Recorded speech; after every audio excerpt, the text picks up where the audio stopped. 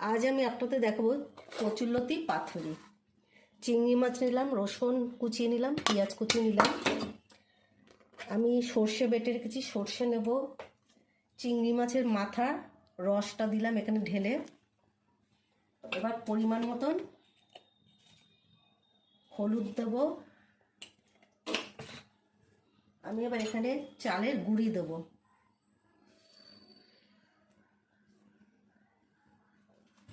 এবার পরিমাণ মতন আমি নুন দেবো। আতপ চাল দিলাম, হলুদ দিলাম, নুন দিলাম। এবার এই সব পেঁয়াজ কুচি, রসুন কুচি, চিংড়ি মাছ সব দিয়ে দেবো। এবার এখান থেকে আমি সর্ষে নিচ্ছি।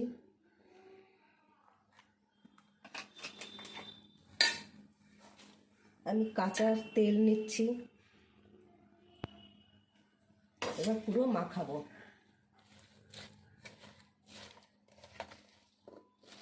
এবার আমি একটু পরিমাণ মতো চিনি দেবো। ঝাল, নুন আর মিষ্টিটা আপনারা ঠিক রাখবেন। এবার মাখলাম, দেখুন। এবার আমি এটা দিয়ে দেবো।